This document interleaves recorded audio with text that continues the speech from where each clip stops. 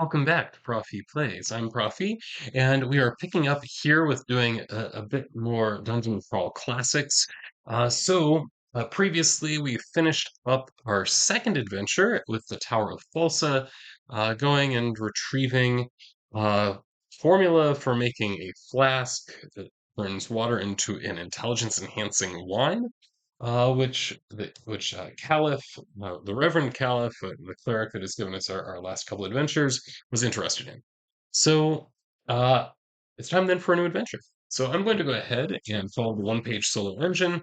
Um, Here's I'm going to use the plot hook generator. So we need to generate quest here. So what's our objective going to be? Also, I'm going to go ahead and roll my d6 here. It's 3. So we have to recover something valuable against a powerful organization as our adversaries. And rewards here would be for support of an ally. All right. So that's the idea. We're going to recover something valuable against a powerful organization and also we'll get support of an ally in response to this. So a couple of things that I want to do. One is I'm going to roll on the threads list here. Right. So threads list, I'm just going to roll a d10. That gives me a 2. So this has something with the cult that wants to summon that demon. Okay. And then through whom will the um, this adventure come to us? So it rolled, and that was a nonsense roll. It's not the dice I should roll for that. If I'm rolling on the character list here, so let's see, I'm getting the first. So Helmut. It's a Helmut being one of our adventurers who is a cleric, right? So a little bit more about what we know about Helmut, which we don't know a whole lot about him at this point. I've not totally fleshed out their backstories, right? So Helmut, what we know about him is that his occupation was a healer, right? Uh, he is lawful in his alignment, and he has fairly average statistics on the whole. His stamina is slightly better than average. He does have a vial of holy water. That was a random uh, I guess, item that he rolled. Okay. So, with all of this in mind, so he is the one that has decided that they need to go on a quest to recover this something valuable, to recover something valuable. So, what I'm thinking about here is that since he is a cleric, it makes sense that he would be looking for some kind of holy relic. So what kind of holy relic might he be interested in? This is something I really want to do, so I'm kind of forcing it. Right. So Dungeon Crawl Classics, they have rules in here for magic items, how they work in this game. And one of the major types of magic items they really flesh out a lot. So they talk some about there's like a little bit about there's like this much about potions. There's a little bit about like, wands, rods, rings, and other items.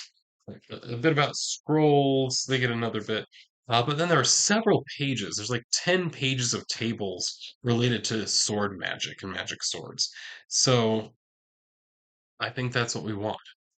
Is that there is going to be a magic sword that we are going to be seeking out. So it's really that simple. All right, so there we go. Right, so that means so what has happened as they get back together. This has been a bit of time has passed that everybody's fully recovered and whatever they have lost. Right. So like luck scores have um, recovered for our halfling. We also have like, any like, hit points have recovered as well. Helmut, I would note a few things about him. So, one, in terms of hit points, he is definitely the toughest of our characters. So, we have some characters like Igor, the other cleric. Igor has literally 3 hit points. So, I rolled terribly every time I rolled for his hit points. Then we have Helmut has 14. Right? So they are both level 1 clerics with this huge difference in how tough they are in terms of their ability to take damage. Now, Igor does have a slightly higher AC, but that's thanks to the fact that he is wearing padded armor. Anyways, right, so Helmut presents then right to the Adventuring Guild. Says, "Well, I have heard a tale of this sword that I would like for us to go and recover. It is the sword of actually, I already have up here. This is a website that I'm going to be using to create the dungeon for us. So it is the Sword of Wahanid. And so Wahanid, make a note of this. We are going to want to recover. So this is the quest for the Sword of Wahanid.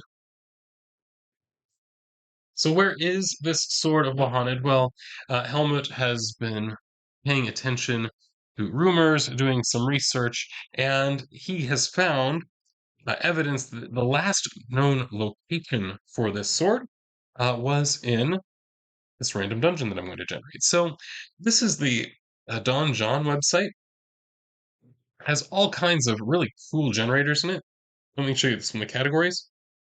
All right, so you can see it does. You can see you can do the Alien RPG, Blade Runner, just general science fiction stuff, weird fiction, a few different versions of Dungeons and Dragons, Pathfinder, just kind of a D20 based fantasy. Here, I'm just going to do a general fantasy with a random dungeon generator there.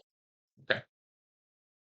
All right, so it is the Black Sanctum of Sabucha, the Elemental, apparently, is the name of this dungeon. And my son is in here. All right. Right, so this is the random dungeon generator. So this is just being kind of a generic dungeon, and you can set all kinds of different settings for it. So this is the Black Sanctum of Sabucha, the Elemental. Uh, and that is something that we could do. Okay. Right, so I guess the name doesn't really matter.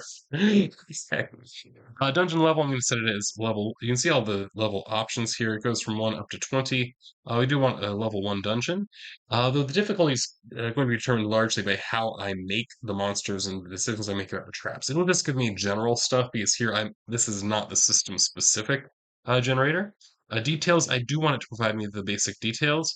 Otherwise, what it will do, if you have none there for details, then it will just give you the map, which is fine, but then you have to figure out what's in every room, right? So what I'm doing here is having it tell me, right, what's in every room, right? So, and my hope here, honestly, is that one thing I've noticed is that I haven't gotten a lot of treasure, and which as a soloist, that's really my fault.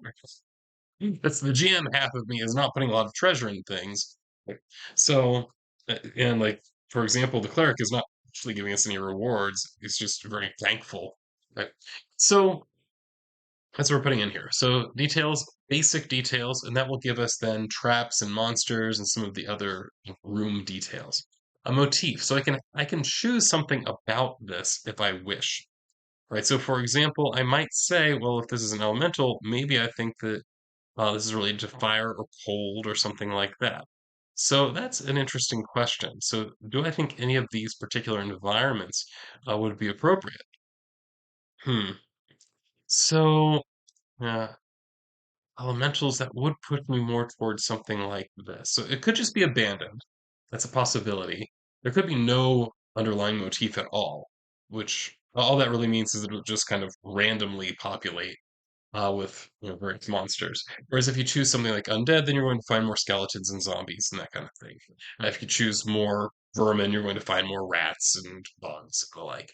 Right. So I think that's an interesting question. I'm actually going to go to the Oracle here and say, uh, do we believe that this dungeon, right? Is it still is there some kind of elemental motif to it? So I'm just going to roll 50-50 chance. No, it's not an elemental motif. Okay. So then I need to make the decision as to whether there's another motif to it. I like the idea of it just being abandoned, so let's do that. All right. So abandoned. Then I can choose if you want to put in the random seed here, you can. I'm just going to leave that so that way it's random. The dungeon size. So this gives you the overall size of kind of a sheet, right? So how many squares is it long and wide. Um, so you can see there are a number of options. They don't actually give you many details here in terms of these sizes. So I'm just going to keep it at medium. Medium will often have something like, and you can see the preview here has over 20, I think pushing toward 30 rooms, right? And I've sometimes created medium dungeons that have something like 50 rooms in them. Okay. Then the dungeon layout, see a number of options here. So you can make it square like so, or a rectangle. You can make it a box, which is very similar to square, except you can see there's nothing in the middle, right? You can make it cross-shaped, right, and so on. Right, so I can choose whichever one of these I wish. I'm just going to go with the rectangle. Peripheral egress, I'm going to say yes. That just tells me then I will have one point where I'll be entering or exiting the dungeon. Room layout. So sparse means there's just a lot of empty space between rooms. Scattered is kind of normal. Dense is kind of obvious. Symmetric means that if I drew a line down the middle, it would look the same on either side of that. I'm just going to go with scattered. Room size, yeah, medium is fine. Polymorph rooms, do I want to have rooms that are not square rectangular? Sure, I'll allow that. Doors standard, yeah, and you can see that I have a number of different options here. Standard is kind of the middling option. I'm gonna have to pause again because another one of my kids just walked. Another discontinuity. Okay, so my children do not understand what that time means. All right, so anyway, so peripheral egress, I said yes. So scattered room layout is just gonna kind of normal. Medium room size is fine. Yeah, I'll allow polymorph rooms. Standard doors, sure. So some of them will be trapped, some will be secret, that kind of thing. Corridors, so errant means that they're going to kind of be, I guess, on average, winding a little bit more. A labyrinth would be that they're really winding a lot. In my case, I'm not so much interested in the hallways, so I'm just going to make them straight corridors. I think architecturally that makes a great deal more sense, and I don't want them just winding all over the place. Remove dead ends, yes, I want to remove all the dead ends, so if I click all, then that's going to make it so there are no dead ends here. So every hallway actually is going to connect to something, which I want. Stairs, no, I don't want any stairs here. And then we end up then, map style, you can see, yeah, I'll just play with this. So the basic kind of standard is going to have your grids, and then also just black spaces wherever there is kind of wall or stone. A classic look, you can see it looks more like it would be printed on. Like this is like the old 1970s kind of Xerox machine, or pen and paper style. Oh, you have the old hash marks, that kind of thing. Um, the graph paper style looks very similar in many ways, but a bit lighter around the edges. Or it can have a parchment style, so it's kind of sepia tone. In my mind, none of those are specifically particularly friendly for printing. Oh, here's what steampunk looks like. Yeah, like these are going to be really, really heavy in terms of using up lots of color ink. So I'm just going to do a standard style and the type of grid. You can choose, again, square or hex. I like square grids for when you're inside of the dungeon. Right, so that is that. And I can, at this point, all of my options selected, just help to construct the dungeon. And here it is. Right, so I have this dungeon constructed. We should have, oh, right here's where we're going to come in, off here on the right side, near the, kind of near the top. Right. And a bunch of rooms. It looks like we have something like 53, I'm seeing at least. Yeah, so at least 53 rooms. Okay. And it looks like these are using a convention of a 10-foot square instead of a 5-foot square, right? So that's where like my own inclination when I glance at this is to think that these rooms are like really small because I'm used to thinking in terms of 5-foot squares like you'd have on a battle map. These are going to be uh, there's a lot more space there. So each of these squares here is actually 4 squares. It's kind of a 2 by 2. Okay. All right. So that's it. And then you can see some of the information about it. So we know that it is medium superior masonry. So this was something that was actually built. Smooth stone floor that's a bit slippery. The temperature is cool. The illumination is average. So shadowing corridors and lamps and torches in most rooms. That tells me something about what my torch usage is going to have to be like. And then you can see all kinds of things, right? So There's some narrow shafts that come in. There's some traps here potentially. Going to have some wandering monsters, right? So zombies, spiders, centipedes, warrior elves, homunculi, Duragar, however you pronounce that. And then each room is going to have some things. So it tells you about the different types of, say, doors and the like. So it might be something that's locked. Where here in the gate, in this case, it says it's a good lock. So it doesn't give you a specific DC, but if something is a good lock as opposed to a, say, common lock, then I might say, oh, it's a DC 15, say, to unlock this door. All right. Room feature. So here, this particular room, someone has scrawled, it's a trap on the south wall, and the scent of smoke fills the northwest corner of the room. Here in this room, there's a big centipede, and there's also a treasure. There's 80 gold pieces right here in this room. Right, so all of these things kind of add up to what makes that particular room and connects it with what is happening in the rest of the dungeon. Right, so I really, really like this dungeon generator. If you want something that's purely random, there's no guarantee whatsoever that it's going to make any kind of sense architecturally, right, or thematically. But nonetheless, I have used this before. I think I've mentioned using it before in some of my other videos. I've used it when like designing dungeons for my kids, playing Dungeons and Dragons. So I think it makes sense for me to try to play through one of these as well. Right, so this particular dungeon, you can see it has a total of 57 rooms. I have the option here to download. Right, so download, I can download the map or whatever. I want the PDF, I think.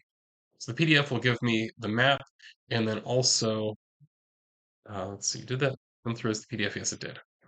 As you can see, it does give me right here. The map is on the front page, and then we have kind of the general information on the next page, and then room by room, all of them listed here. Excellent. So there's a total of 15 pages of information about this particular dungeon. So that's really cool. All right, so I'm going to go ahead and save this to my, yeah, I guess top will be fine right now. So the Black Sanctum of Sabucha, the Elemental, save. All right, and that's it. So that is where we are going to be headed. So that is our goal, is getting there. All right. So at this point, we know where we're going. We know what it's going to look like in terms of the setup. Now, I do want to talk a little bit about just kind of the practicalities of searching for something, because obviously there's no reason to believe that there's going to be a sword in as a treasure in one of these rooms. I very much doubt that there's going to be a sword as a treasure in one of these rooms, actually. I mean, I guess I could come do just a quick search. So is the word sword here anywhere? The answer is no. Right. So I'm going to handle that a little bit differently in that, okay, there we go. Right. In that rather than, um, you know, just using this as given, each room that I go into has the potential to have the sword that I'm looking for in it. So I'm trying to figure out exactly how I want to do this. And so it might be one of those things where, say, I roll a 20-sided die, and it's say if I hit a 20, then it's in that room. And then as I go past that point, in each additional room after I get say the halfway point or something like that, I increase the number of um, sides, right, that would count. Right. So for example, right, so once I hit room number, what is it? There's 57 rooms or something like that. So once I hit room number 29 or something like that, we'd be just over halfway. Then a 19 or 20 will do it. Then the next room, an 18 through 20 will do it. That is one way that we can do this so that each room you get to, it's more and more likely that you're going to hit the thing past a certain point. And that's one possible way to do it. Another might be that, say, if there happens to be a room with a treasure chest in it, I may just declare that oh, the sword happens to be in this room. Now, it's also possible that maybe our information is wrong, right? Which I kind of like when that happens, or at least is a possibility of happening, because then it might be we go through this entire dungeon, we search it top to bottom, and we don't find anything. Um,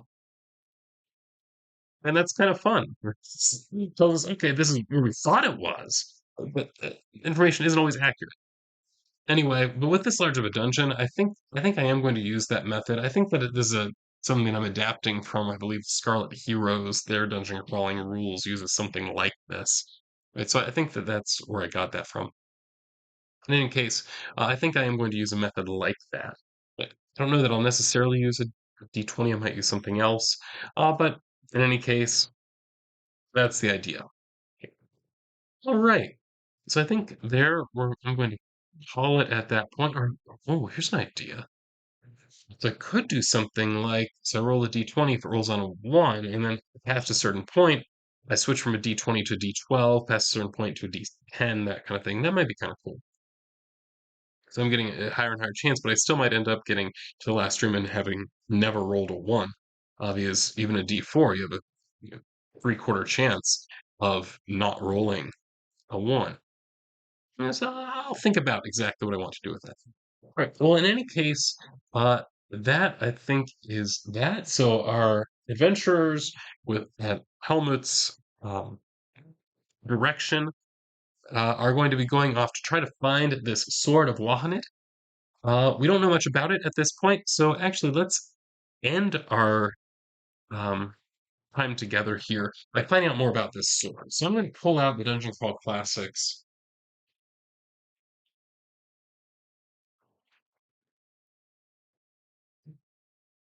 tables related to swords and see if I can. Where is it? There we go. So, discovering a magic sword. So the first thing we need to do is determine what type of sword it is. This is a percentile die. I just rolled a 15. So this is a dagger. It's just a dagger of Wahanid, but it's also very possible that this is something that it has gained a reputation as a sword, even though it is technically a dagger. Magic sword alignment. So here, I mean, sensibly, Helmut would only really be interested in it if it's lawful, but it might be one of those things where what he has heard about it is not necessarily true. And so I think I'm going to go ahead and roll, and we'll see what the alignment is. According to my roll, the alignment is in fact lawful. Okay, so the dagger, lawful. I also need to roll. That says roll a D percentile on 8 4 to determine what the characteristics of this sword are. You got a 65. 65 means that it's a +1. Its intelligence is a 1d6 plus 2, so I'm going to roll that d6. So its intelligence is a 5, so is 3 plus 2. In terms of communication, communicates simple urges. The number of gains that it has is 1.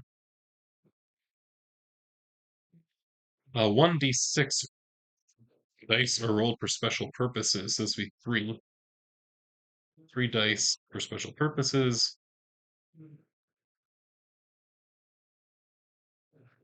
And then it has a 75% chance of having a type 1 power. So I'm going to go ahead and roll my percentile dice. If my percentile dice come up 75 or less, then it does have a type 1 power. It was like 26, so yeah, so it also has a type 1 power. All right. So this says if the sword has banes, roll a D% on table 8-5 twice for each bane. Oh, okay. Okay, so the bane 70 works.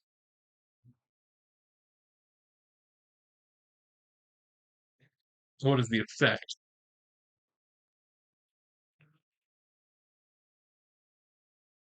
35. And the effect is an extended critical threat range. The attacker scores criticals against Bane at one more result on the die. Right? So an extended crit range by 1. For example, 20 goes to 19 to 20. All right. The special purposes. So if it has a special purpose, roll the appropriate dice on roll on 6. So roll dice as indicated by the characteristics table, then cross-reference to the sword's alignment. Okay, so it's special purpose. There's a dice rolled for special purposes. Okay. So I know that I'm supposed to roll three dice for whatever it is. Yeah, three dice, but it doesn't tell me what type of dice to roll. Huh. All right, that's kind of an annoyance. Um, roll the appropriate dice.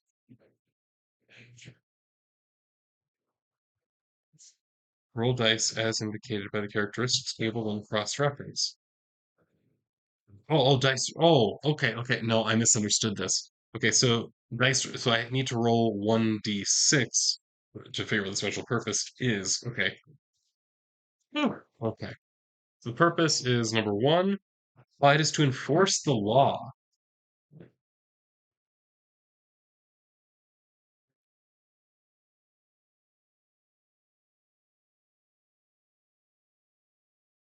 All right. So that is why it exists. And then if it has a power, it does have a power. It has a type 1 power. So I need to roll on this one. The type 1 is a natural power. 59. It can detect magic 2 times per day. So it has the power to detect magic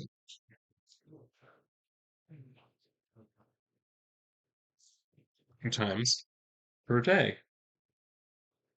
All right. So this is the magic sword that we are going to be seeking out. And we are hoping that it actually is here in the, I forgot the title, the Black Sanctum of Sabucha, the Elemental. All right. So that is where we are going to be headed next turn, yeah, next episode. Until then, this is Profi signing off.